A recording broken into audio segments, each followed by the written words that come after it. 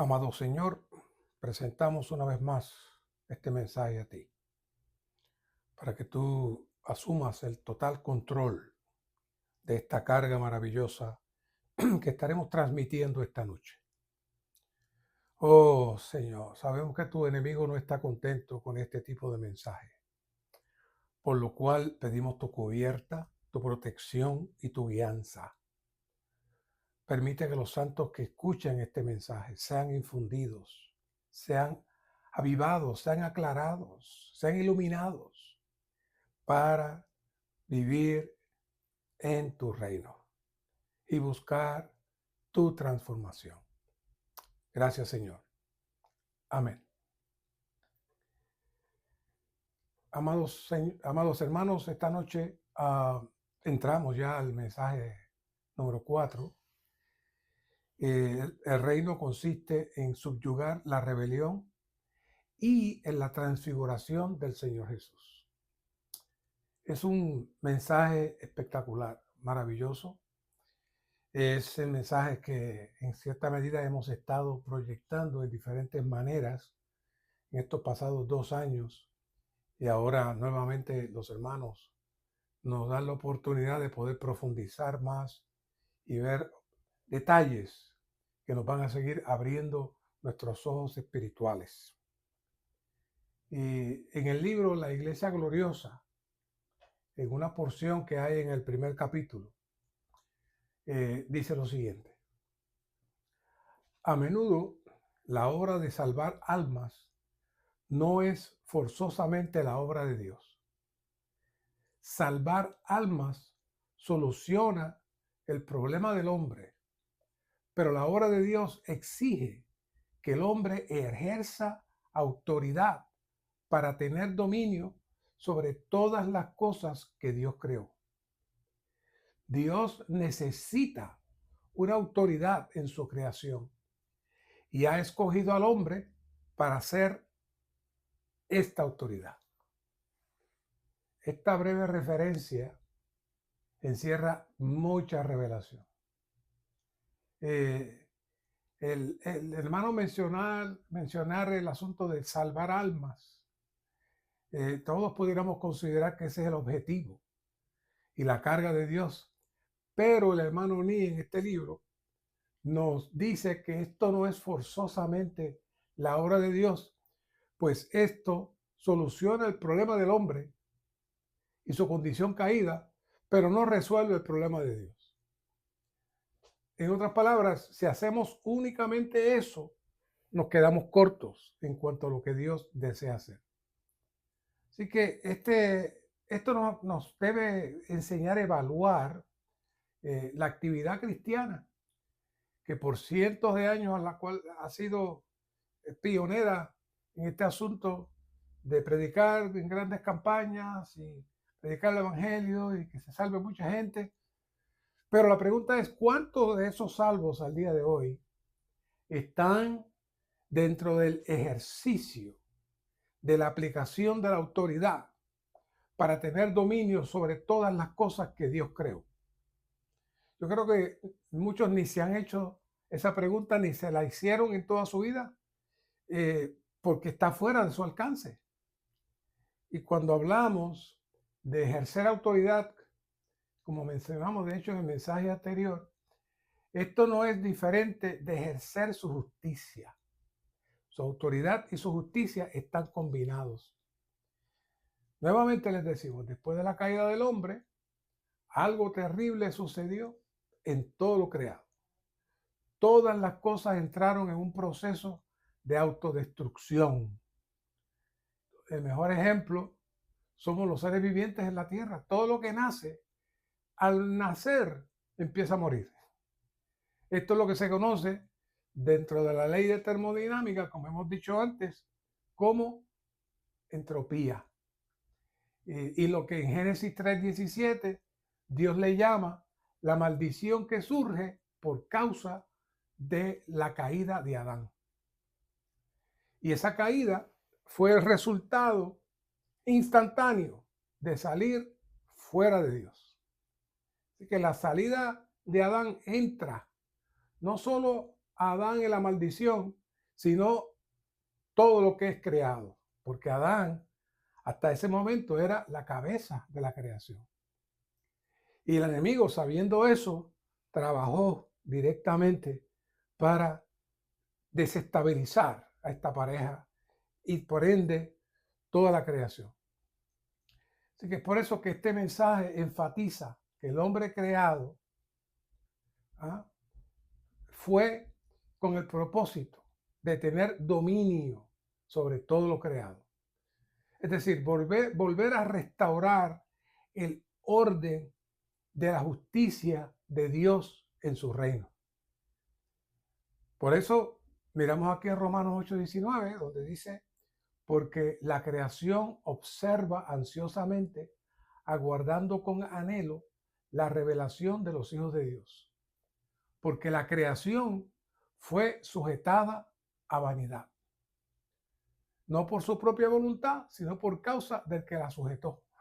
¿Quién la sujetó a vanidad? Adán la sujetó. Eso fue lo que le dijo el Señor a Adán en Génesis 3:17. Por tu culpa, la tierra es maldita. Así de sencillo.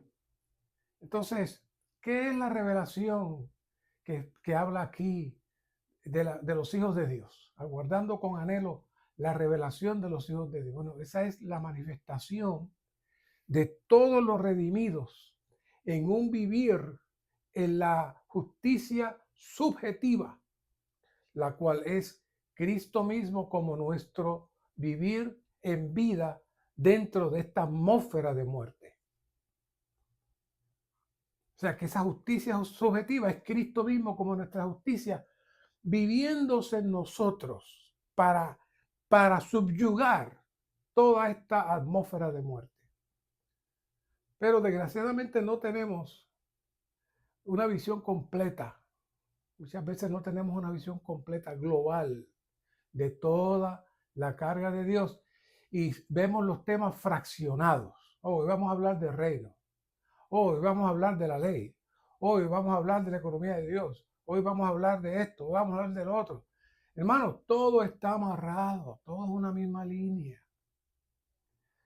Vamos a revisar aquí Génesis 1:26 al 28.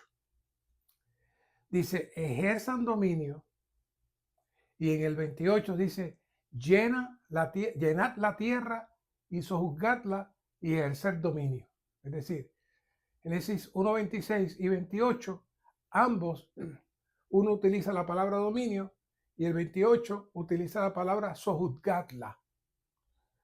En el diccionario, sojuzgar significa dominar con violencia, con agresividad. Y dominio significa ejecutar la autoridad y tomar posesión absoluta. A eso se refiere el dominio. O sea, en ambos casos, Dios comisionó al hombre a tomar control, poner orden y recobrar lo perdido. Vean este asunto.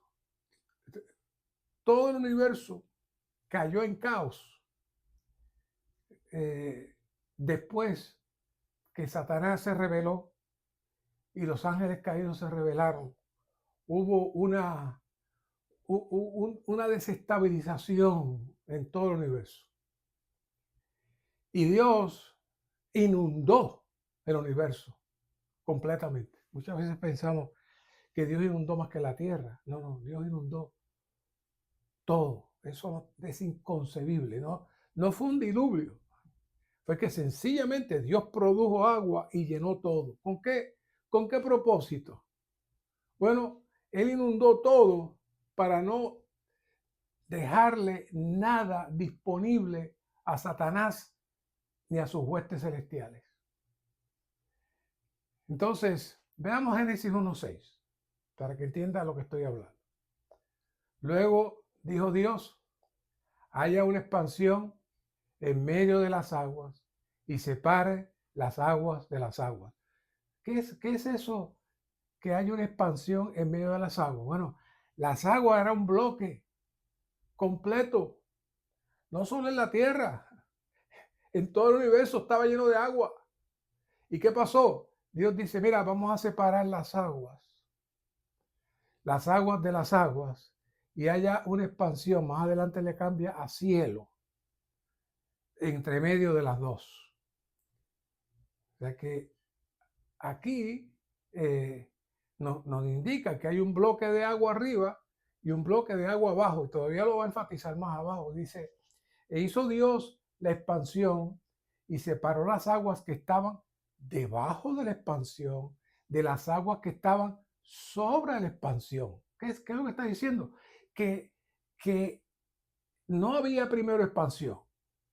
Y entonces se juntaron, estaban las aguas juntas, y entonces Dios creó un cielo, pero luego las separó las dos aguas, las que estaban arriba, que inundan todo el universo, y las que estaban abajo, inclusive donde estaba la tierra. O sea que aquí está más claro todavía. Las aguas de abajo, las aguas de abajo de la expansión y sobre la expansión. Están hablando de dos niveles. Entonces dice el 8, Dios llamó la expansión cielos y fue una tarde y una mañana, día segundo. En el 9 dice, dijo también Dios, júntense las aguas que están debajo de los cielos en un solo lugar y aparezca lo seco. Es decir, había un bloque de agua. No había nada donde estar, en ningún sitio. Pero entonces Dios separó las aguas, creó un cielo en medio de las aguas y después de eso comenzó a trabajar en la tierra. Entonces dijo, vamos a juntar las aguas que separamos en un solo lugar y aparezca lo seco. ¿Qué era eso? Bueno, el agua debajo de los cielos, que cubría la tierra, toda esa agua se puso en un solo lugar.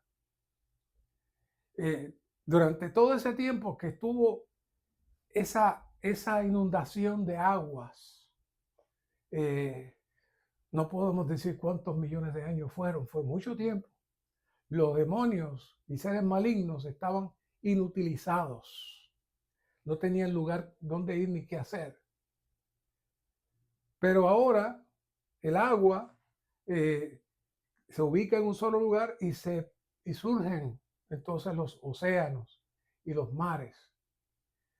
Claro, como hemos escuchado muchas veces, el ministerio siempre nos dice que el mar es la habitación de los demonios. Pues ellos fueron encerrados por mucho tiempo en agua y cuando surgieron los mares, ellos siguieron allí. 1:10, Dios llamó a lo seco tierra y al conjunto de las aguas llamó mares y vio Dios que era bueno. Ahora, ¿qué pasó? Inmediatamente que hubo tal liberación, las huestes espirituales y Satanás comenzaron a regresar para ver qué hacer. Pero Dios lo hizo a propósito, porque Él quería que el hombre asumiera el control y detuviera a Satanás y a sus huestes y creara en la tierra la atmósfera mediante el participar del árbol de la vida para que Dios tuviera su reino en la tierra, para que su enemigo fuera detenido y fuera neutralizado. Eso es lo que estaba detrás de eso. Eso es que Dios los liberó para que el hombre tomara entonces control. Dios le dice, toma control. Hablando de este asunto de los demonios en las aguas, miren, en el mensaje, tu vida de Génesis, mensaje 7, dice, recuerde que la esfera del dominio que Dios confió al hombre incluye 3 secciones. Los mares, la morada de los demonios, que son la morada de los demonios, el aire, el lugar donde están Satanás y sus ángeles, y la tierra, el campo de actividades de Satanás.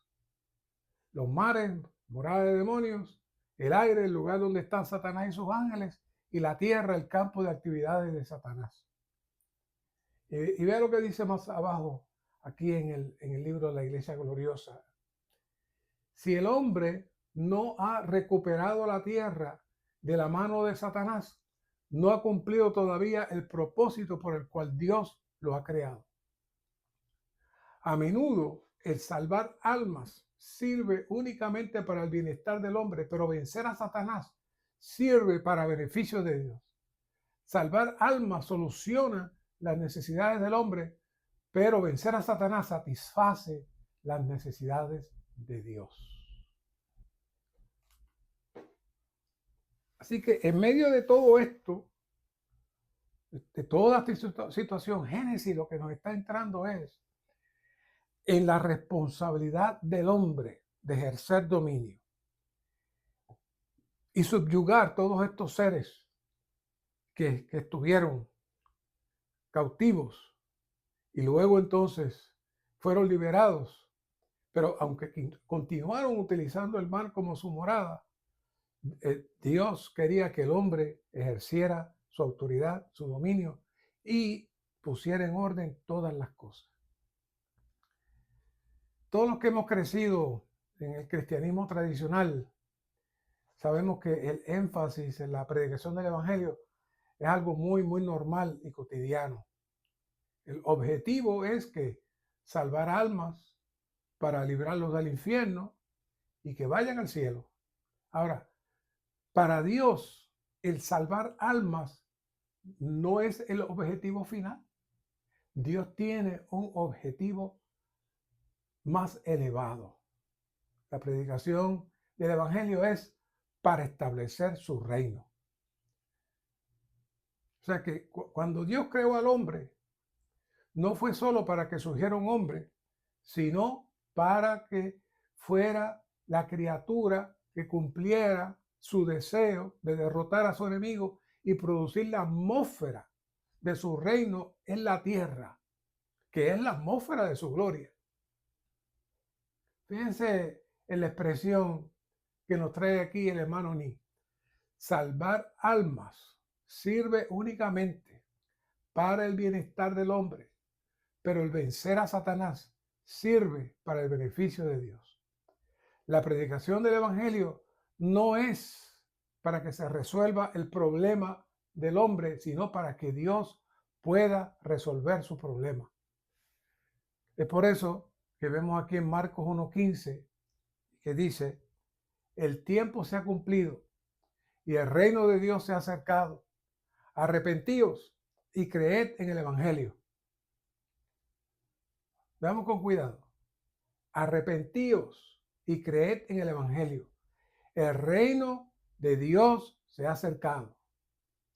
El arrepentirse y creer en el evangelio es con un solo objetivo. ¿Para qué? Para que el reino llegue. Vea Juan en Juan 3:5, en la conversación que el Señor tuvo con Nicodemo. Respondió Jesús, le dijo: de cierto te digo, el que no nace de agua y del Espíritu no puede entrar en el reino de Dios. ¿Qué es nacer de agua? Nacer de agua, como hemos hablado en otros mensajes, es entrar en la esfera de Dios. Ese es el pase que nos da la autoridad mediante el bautismo para recibir la vida divina por el Espíritu. ¿Pero para qué? Es para poder participar del reino de Dios. Estos dos versos nos muestran claramente que la predicación del evangelio para arrepentimiento y aún el ser regenerados es con un solo propósito, es para poder participar de la realidad del reino de Dios. Ahora, ¿qué importancia tiene el reino para Dios? Bueno, una vez que se establece el reino, todo el orden del universo entra nuevamente y el universo entra otra vez a estar bajo lo que es la justicia de Dios. No la justicia objetiva, que ya sabemos de recibir perdón de pecados con la muerte de Cristo. No, estamos hablando de algo mucho más elevado, más profundo. Es el vivir de Cristo en nosotros, que sí, se logró mediante la cruz y su resurrección, y se siembra la semilla en nosotros, pero todo eso tiene como propósito el desarrollo del reino de Dios, dándole la oportunidad a las criaturas caídas a poder volver a entrar en su gloria con miras a la transfiguración. Y más adelante vamos a hablar de la transfiguración. Así que todo este caos que ocurrió en el universo, que les traje un poquito después de la caída, después de la rebelión satánica, la obstrucción de todas las cosas en el universo, luego Dios nuevamente pone las cosas en su sitio, entonces Satanás lo libera y ahí comisiona al hombre para que cumpla una tarea. El único objetivo es Dios establecer su reino. En el número romano 1 dice, el reino de Dios es el poder para subyugar la rebelión. Hay dos grandes principios rectores en el universo: la autoridad de Dios y la rebelión de Satanás. La controversia única que existe entre Dios y Satanás tiene que ver con la autoridad y la rebelión. La rebelión es negar la autoridad de Dios y rechazar el gobierno de Dios. Dice, Satanás originalmente era un arcángel creado por Dios, pero debido a su orgullo se enalteció, violó la soberanía de Dios, se rebeló contra Dios, llegó a ser el adversario de Dios y estableció su propio reino. Aquí dice en Isaías, pero tú dijiste en tu corazón, subiré al cielo, por encima de las estrellas de Dios exaltaré mi trono, y en el monte de la asamblea me sentaré, en lo extremo del norte subiré, sobre la altura de las nubes, y me haré semejante al Altísimo. Eso está en Isaías 14, 13 y 14. Isaías 14, 13 y 14. ¿Qué sucedió aquí? Vea esto con cuidado, muy interesante. Satanás no tenía claro que él era un ser conectado a la realidad del universo en Dios mismo y que no podía vivir fuera de esa atmósfera. Por eso dice aquí, tú dijiste en tu corazón. O sea, esta es la estrategia que Satanás inició en él mismo, sembrar pensamientos en su alma. Sí, Satanás tenía alma, mente, voluntad y emoción, igual que nosotros. Y él pensó, dice, tú dijiste en tu corazón, él pensó y pues comenzó a analizar y a calcular y a ver qué puedo lograr. En algunas versiones se le llama eso las contrataciones, la versión recobro la menciona el comercio. El comercio lo que hace es buscar el beneficio y qué cosas puede hacer para producir más. Ese era su comercio. Entonces, es lo mismo que él hace hoy con nosotros, nos siembra pensamientos, nos siembra pensamientos. Así se inició todo y todavía al día de hoy, todos los días se inicia el mismo proceso en diferentes cosas. Todos estamos expuestos a eso a cada minuto. He tenido situaciones donde me sucede algo, yo sé que es injusto, yo sé que lo que se está diciendo no es lo apropiado, yo sé que no es así las cosas, y entonces lo comparto con alguien, ese alguien me dice, no, eso está muy mal. Entonces, de momento el Señor me dice, para, cálmate. Sí, tú tienes razón y todo lo que se dijo fue malo, pero si tú sigues hablando, te contaminas, cállate y olvídate de eso. Así trabaja el enemigo, así de fácil. Luego dice, subiré por encima, después dice, exaltaré, después dice, me sentaré y después dice, me subiré. Y después, lo más grande, dice, me haré semejante al Altísimo. Él vivía en una fantasía. Él se creó una falsa realidad, no entendiendo la magnitud de lo que él anhelaba hacer. Y bajo esas premisas, él engañó millones y millones de ángeles, haciéndole creer que él se iba a tornar en un ser superior a Dios, y todos esos ángeles le creyeron. ¿Por qué digo todo esto? Porque esa es la razón para que Dios necesita el reino. Podemos hablar de reino, pero necesitamos ver qué hay detrás, por qué Dios insiste tanto en el reino. hay toda una operación que necesita ser destruida. Así que, ¿qué le pasó a este enemigo? Entró en tinieblas. Mire, él no produjo nada, él no tiene nada, él no creó nada, él solamente se salió de la atmósfera de la gloria de Dios perdiendo todo. Él perdió todo. Él no puede darle nada a usted, no puede meterle nada a usted. Lo único que le pone son pensamientos. Y una vez que entran esos pensamientos, entonces todo su ser, si usted los abre, todo su ser es saturado de esos pensamientos y todo su ser responde a esos pensamientos. Es lo único que él tiene. Es la única arma que tiene. La misma arma que lo destruyó a él, ahora él la usa para destruirnos a nosotros. Lo que le pasó a Satanás es como si una lámpara conectada a la energía eléctrica dijera que se va a ir por encima de la fuente de energía para alumbrar de manera independiente. Y dice, me voy a desconectar porque voy a ser más poderosa. Me desconectó y se puso en tinieblas, se acabó. Eso le pasó a él. Ahora, ¿cuál es el trabajo del enemigo hoy todavía? El único trabajo del enemigo es mantenernos en la esfera donde él está. Su reino es la atmósfera que carece de luz, es la atmósfera que carece de resplandor de la gloria de Dios. Entonces, desde esas tinieblas, él crea una atmósfera, la cual disfraza en lo que le llamamos el cosmos, de una manera ficticia, para exaltar los sentidos, para exaltar los pensamientos, para corromper los deseos del cuerpo. Y entonces el hombre queda atado en una vanidad que no existe, en un placer que no es verdad, en una supuesta felicidad que no existe. Todo es mentira, todo es algo completamente externo y sin valor. Satanás no tiene nada. Dice aquí, cuando el hombre pecó, se rebeló contra Dios, negó la autoridad de Dios y rechazó el gobierno de Dios.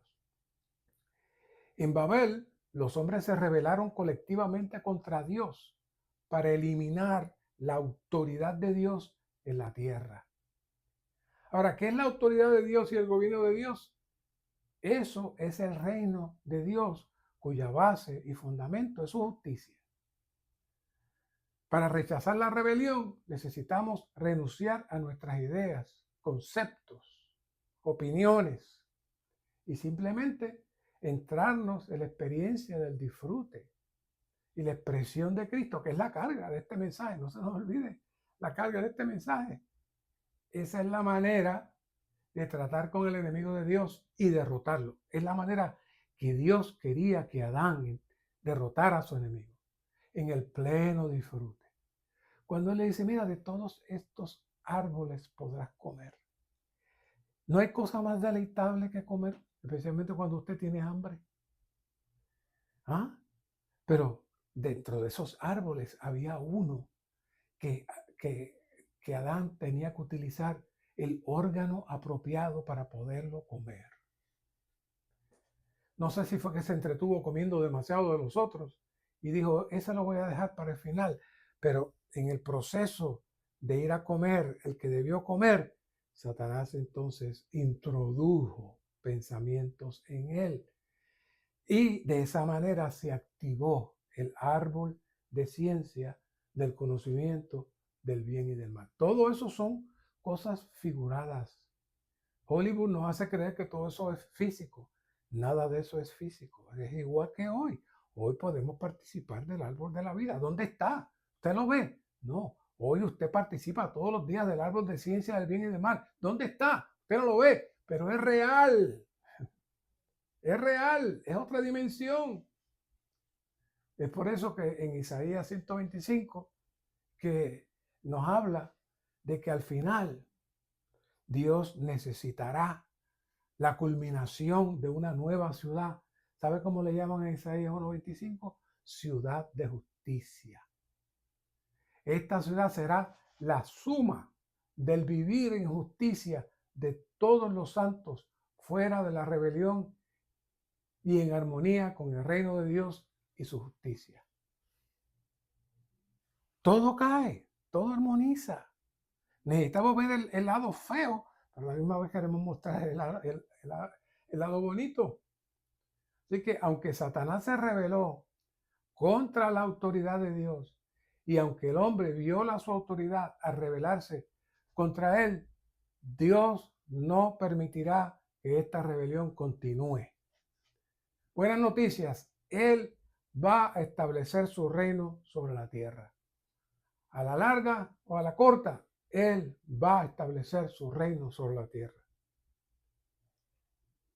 Como hemos mencionado antes en Malaquías 28:15, el gran pecado global del universo fue salirse fuera de la atmósfera del reino y de la gloria de Dios. Y esto fue lo que produjo que la injusticia estaba dentro del enemigo. La injusticia es todo aquello que está fuera de Dios.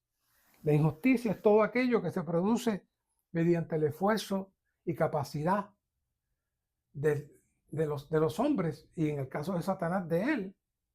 Y eso es la injusticia porque usted se salió del orden de la justicia que tenía Dios en la atmósfera de su gloria. Ahora, Dios depende hoy de nosotros que regresemos al orden de la justicia. Primero Él pagó el precio objetivo para cumplir toda justicia, pero dentro de nosotros ahora hay que vivir en la armonía del orden de la justicia. El Señor Jesús vino a establecer el reino de Dios para el cumplimiento del propósito eterno de Dios. El reino de Dios es una esfera divina en la cual Dios puede ejercer su autoridad para llevar a cabo su plan. Así que Dios quiere hacer una esfera, o Dios tiene ya una esfera, mejor dicho. Aquí, dentro de la misma esfera de tinieblas, Dios está produciendo una esfera donde Él puede ejercer su autoridad para llevar a cabo su plan. De esa esfera vamos a hablar más adelante. Así que, como Dios encarnado, el Señor Jesús vino a establecer el reino de Dios. Establecer una esfera en la cual Dios puede llevar a cabo su propósito mediante el ejercicio de su autoridad. Un repasito de lo que hablamos la semana pasada. El valor de la encarnación del Señor estriba en que el cuerpo físico de Cristo no tenía diferencia de ningún otro cuerpo físico. Si usted cree que el cuerpo físico de Cristo era algo espectacular, que no tenía sangre, que cuando se daba un golpe no le dolía, que no le dolían los músculos al Señor. No, Señor, no.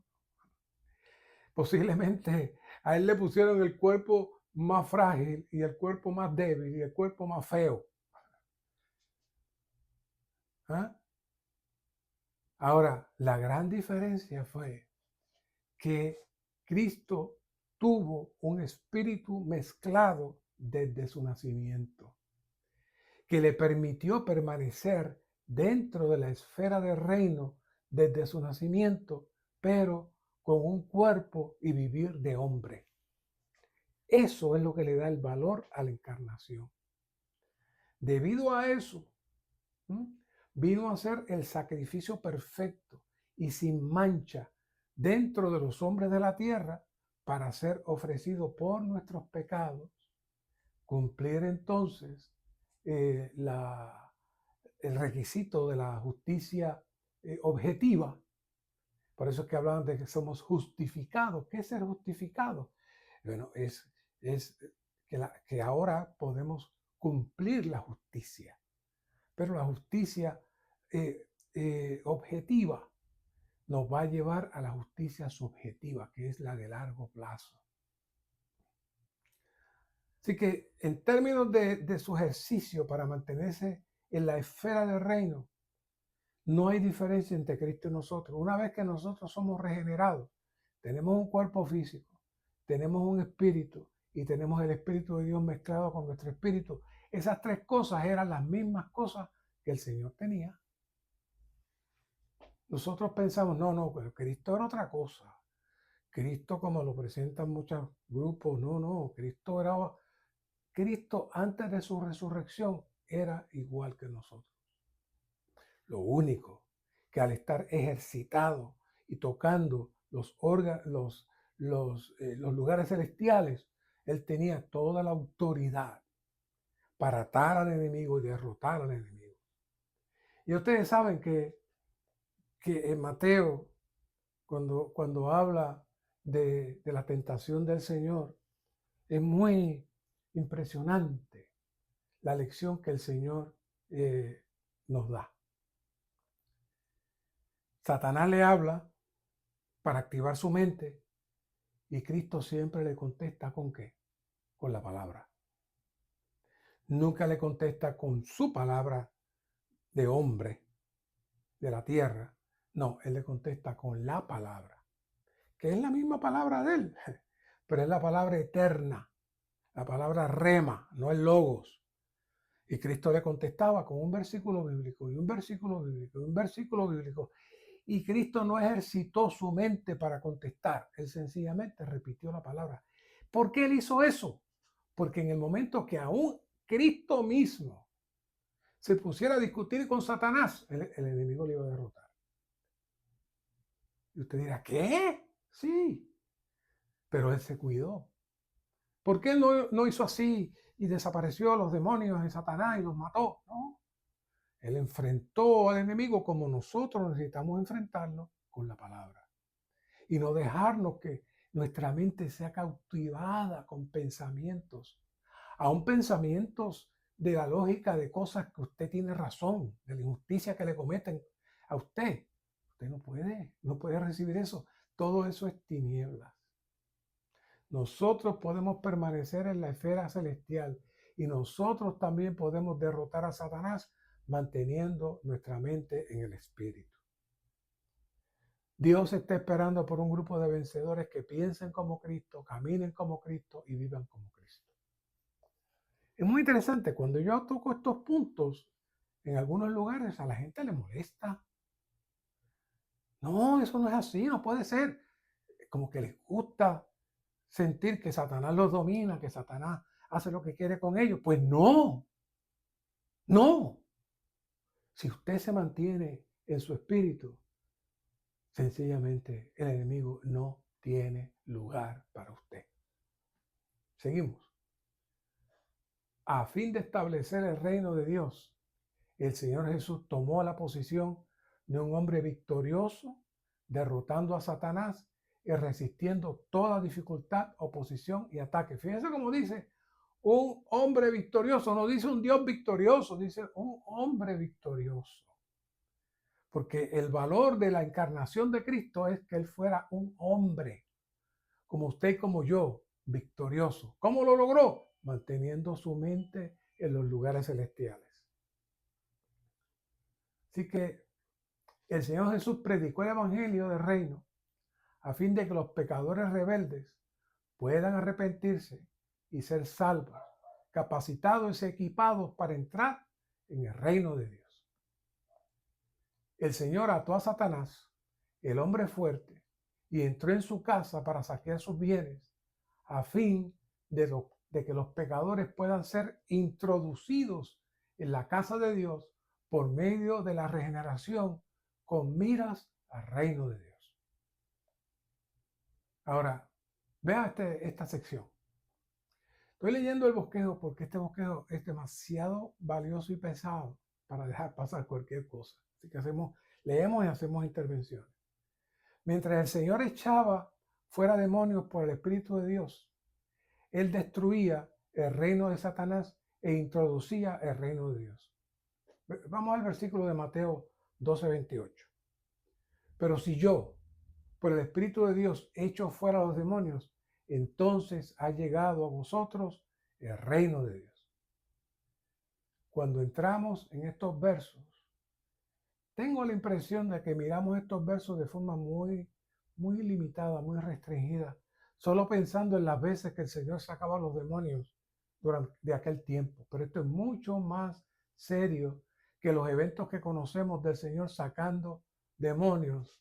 Aquí hay varias cosas. Vamos por partes. Cuando dice, mas si yo, por el Espíritu de Dios, echo fuera a los demonios. ¿Por qué el Señor tuvo que enfatizar que el echar fuera a los demonios era por el Espíritu y que eso produciría la llegada del reino? Bueno, primeramente el Señor está haciendo notar la operación del Dios triuno que habita y fluye desde nuestro espíritu. Esta operación no se refiere únicamente a los eventos esporádicos en donde el Señor sacaba físicamente a los demonios, sino a la operación constante del Espíritu dentro de cada uno de nosotros. Y usted dirá, usted está, hermano Mario, usted está diciendo que yo tengo demonios. Sí. Todos estamos atacados constantemente 24/7 por los demonios. Y muchas veces nosotros abrimos nuestros sentidos. No es que usted esté posesionado, esa es otra dimensión que no voy a entrar, pero sí en nuestra mente, en nuestros pensamientos, a la que usted permite que entre coraje, a la que usted permite que entre duda, a la que usted permite que entre rencor, a la que usted permite que entre envidia. ¿De dónde sale eso? De las flores. Eso sale de los demonios. ¿Y cómo usted recibió eso? ¿Por un soplido? Por su mente. Eso está constantemente trabajándose dentro de nosotros. Por eso el apóstol Pablo en Efesios 6 dice, miren que nuestra lucha no es contra carne y sangre. En otras palabras, mire, no son las cosas físicas el problema. Es la operación de las huestes y los demonios que nada más tiene, Satanás tiene, para introducirle eso a usted. ¿Mm? Pero nosotros tenemos que un espíritu mezclado, que también avanza dentro de nosotros y que se está moviendo para hacer su hogar en nuestros corazones. ¿Mm? Nuestra mente es como un cuarto que tanto puede abrirse para el Espíritu de Dios como para los seres malignos. Aunque no lo percibamos, la mente es un órgano externo, contrario a nuestro espíritu, que es un órgano interno. Veamos 2 Corintios 4:16. Por tanto, no nos desanimamos. Antes, aunque nuestro hombre exterior se va desgastando, el interior, no obstante, se renueva de día en día. Vea la nota aquí. El hombre exterior se compone del cuerpo como su órgano físico y del alma como su vida y persona. Ese es su hombre exterior. Así que, ¿dónde está su alma? Conectada con su cuerpo que está afuera. Es externo.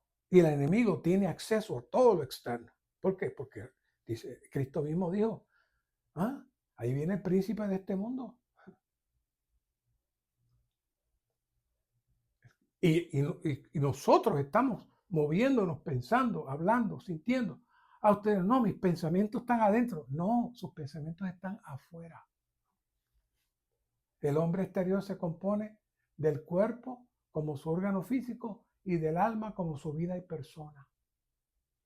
El hombre interior consta del espíritu regenerado como su vida y persona y del alma renovada como su órgano. Entonces, por un lado, usted tiene la vida y persona en su espíritu de Cristo, pero por otro lado, usted tiene la vida y persona suya del viejo hombre, que es el que tiene que ir a la cruz, para que entonces la vida y persona del Cristo mezclado en nuestro espíritu sea la que fluya. Para eso se debe negar la vida del alma, que son la mente, la parte emotiva y la voluntad. y deben ser renovadas y llevadas a un nivel más alto al ser puestas en sujeción. Eso está en 2 Corintios 10, 4 y 5, a fin de que el espíritu, la persona del hombre interior, pueda valerse de tales facultades. O sea, este es el cuadro. El cuerpo transmite el alma y el alma transmite el espíritu. Quiere decir que cuando estamos conectados con nuestro espíritu, Dios utiliza nuestra alma. No es que no, usted no va a tener alma, no. Dios va a usar su alma por toda la eternidad. Por toda la eternidad. Y luego su cuerpo depende donde usted lo ponga. Por eso dice, mira, ofrezcan sus cuerpos en sacrificio vivo, santo y agradable a Dios. ¿Qué es eso? Eso es un cuerpo que tiene un alma que está conectada al espíritu. Pero cuando eso no sucede y usted no conecta su alma a su espíritu, sino que usted conecta su alma al hablar del enemigo en su mente, su cuerpo también entra en el dominio. Entra en el dominio porque su cuerpo responde al alma. Y entonces su cuerpo activa sus sentidos y se produce entonces una contaminación. Pero todo eso es externo. Como entra, se va. Si usted, como dice el Señor, por el Espíritu, si yo por el Espíritu echo fuera a los demonios, el reino de los cielos ha llegado. Llega el reino de los cielos.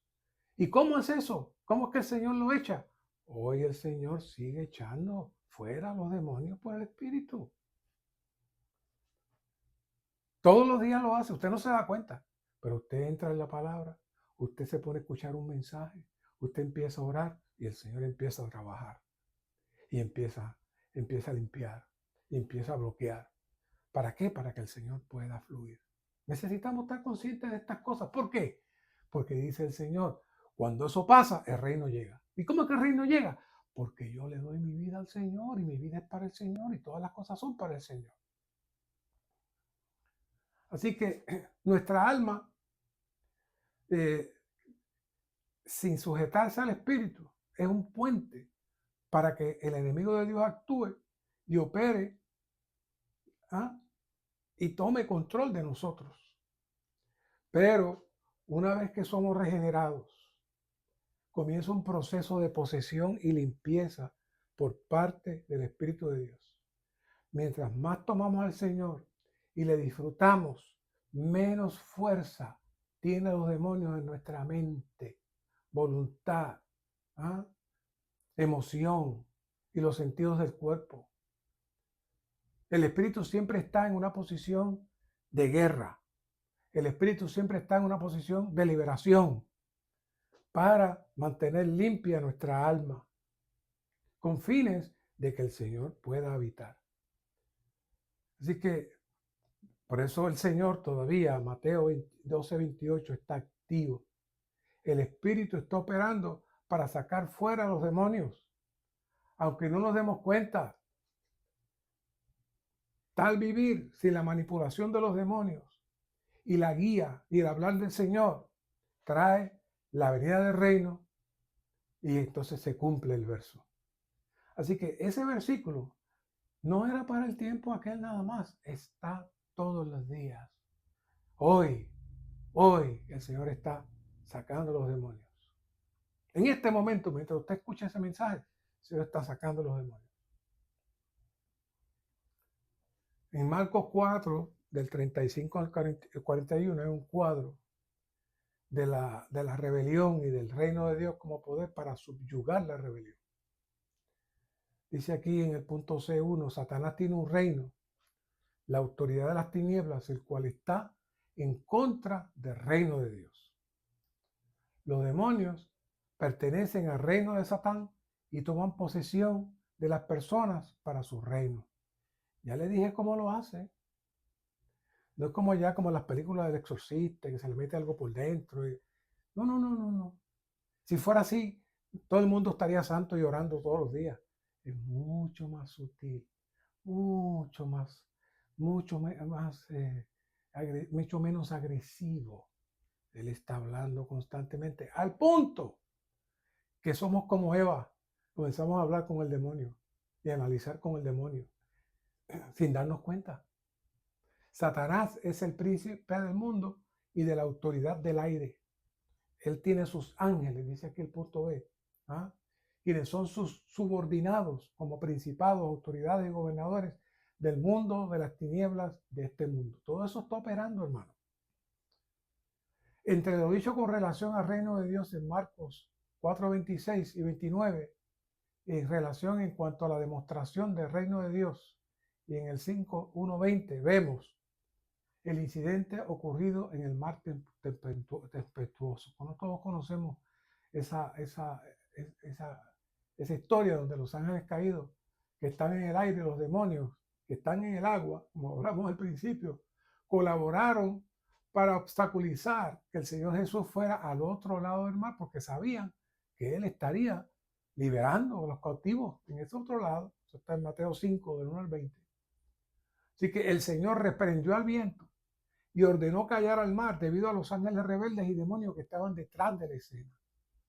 Después que Él reprendió al viento y habló al mar, cesó el viento y sobrevino gran calma, puesto que la rebelión de los ángeles malignos, los demonios, había sido subyugada por el poder del reino.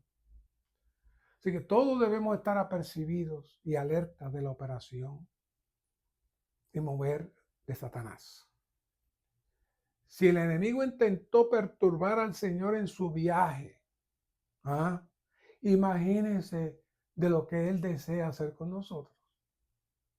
Suceden muchas cosas, como ya estoy hablando varias veces en este mensaje, que nos parecen que llegan de otros o por otros, pero es el enemigo junto con sus enviados que están laborando constantemente para capturar nuestra mente y emociones.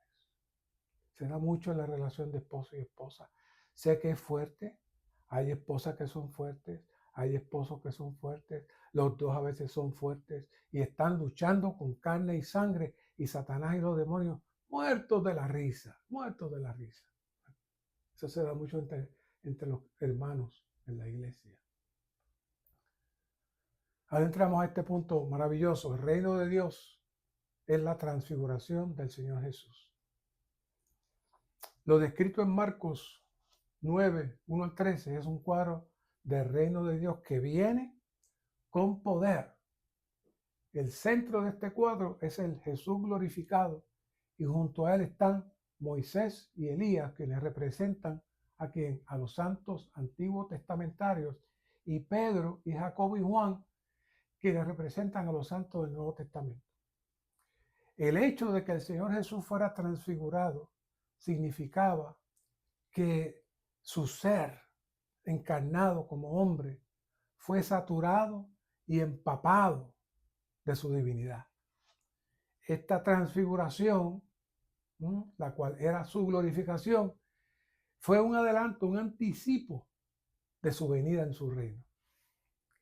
El punto 1 aquí dice: lo dicho por el Señor Jesús en el versículo 1 sobre la venida del reino de Dios con poder fue cumplido por su transfiguración en el monte.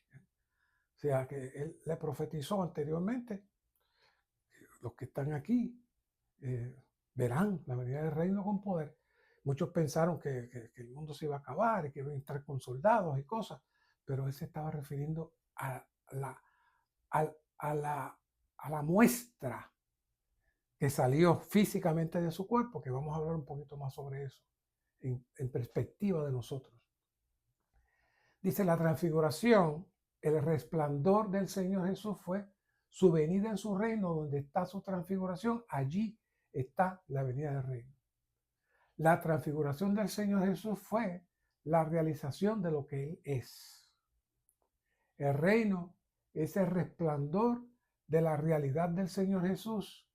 Estar bajo su resplandor es estar en el reino. Eso está muy hermoso. Si estamos en su luz, estamos siendo alumbrados, estamos participando de su reino. Cristo ha sido sembrado en nuestros corazones como una semilla. Dicha semilla crecerá y se desarrollará hasta que florezca y sea manifestada en gloria. Seguimos aquí. En Marcos 9 vemos la transfiguración de Cristo como semilla sembrada en Marcos 4. ¿No? ¿Qué dice en Marcos 4? Dice Marcos 4:20. Y estos son los que fueron sembrados en la buena tierra, los que oyen la palabra y la reciben y dan fruto. ¿Ah? Uno a 30, otro a 60, otro a 100 por uno. También les dijo, ¿acaso se trae la lámpara para ponerla debajo del almudo, debajo de la cama? No, es para ponerla en el candelero. Pues nada se oculta sino para ser manifestado, nada sea sino para que salga al descubierto.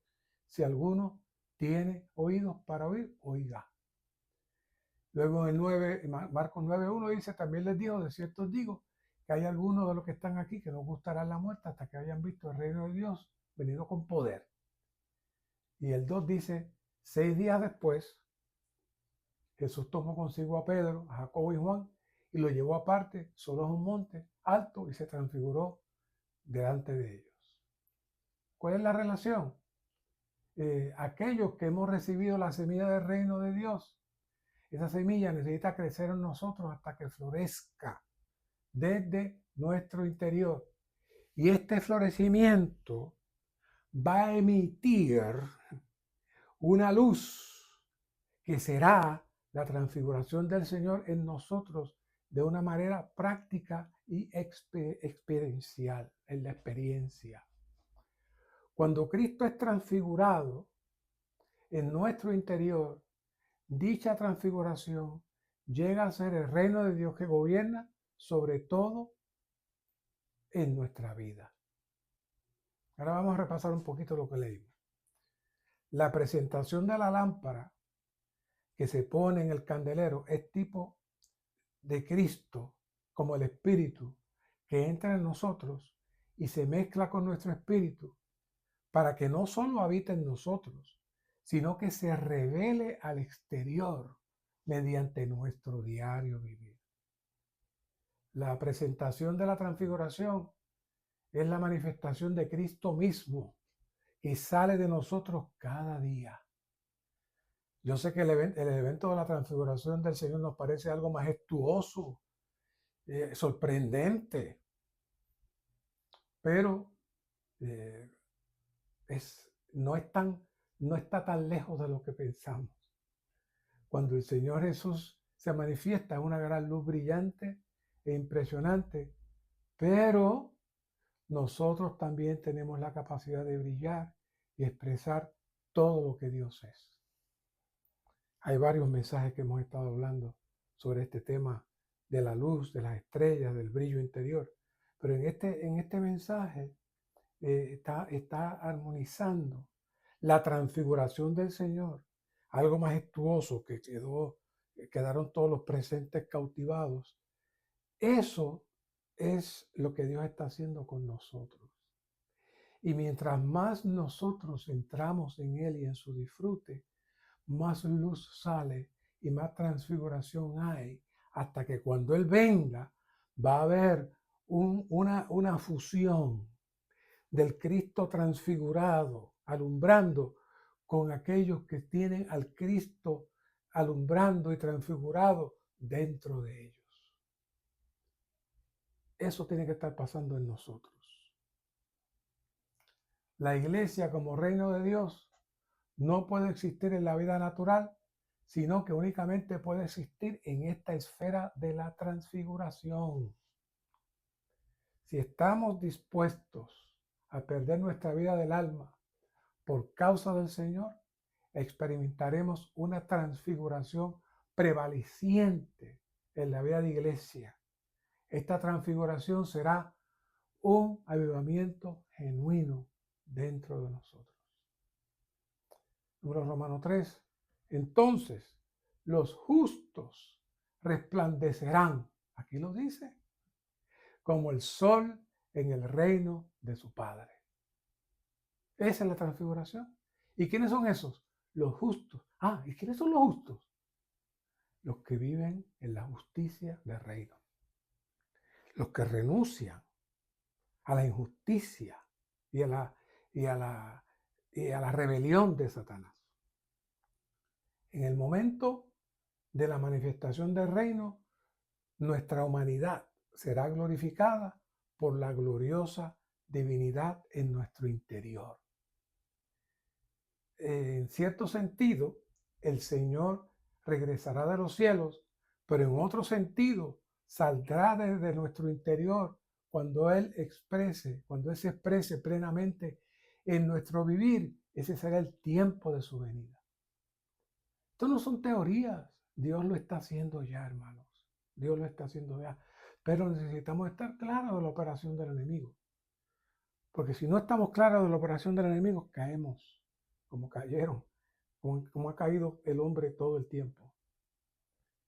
En el momento de la plena manifestación del reino, entraremos plenamente en la gloria. ¡Qué maravilla!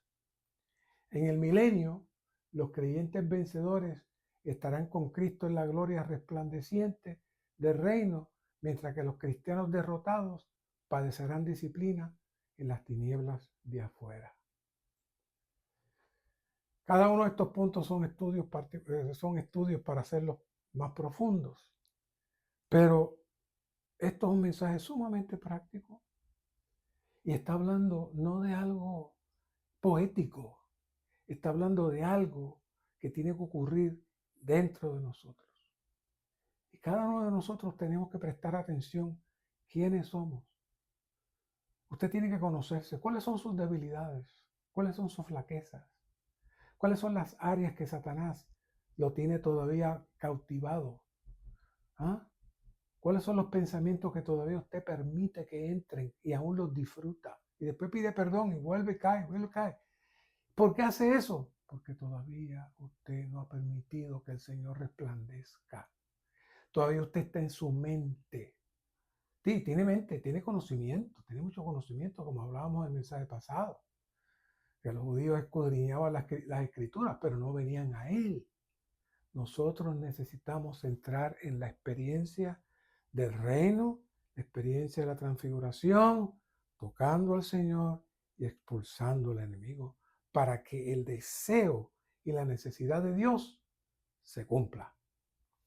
Gracias, Señor, por este mensaje. Cumple tu deseo. Manifiesta tu poder en nosotros. Ya estamos cansados de caer, estamos cansados de pecar, estamos cansados que el enemigo nos zarandee. Ha llegado la hora que nosotros seamos los que zarandeamos al enemigo, entrando en la atmósfera del reino. Oh, y siendo tú magnificado y expresado en cada uno de nosotros para que el enemigo sea derrotado y la necesidad de Dios sea cumplida. Gracias, Señor. Amén.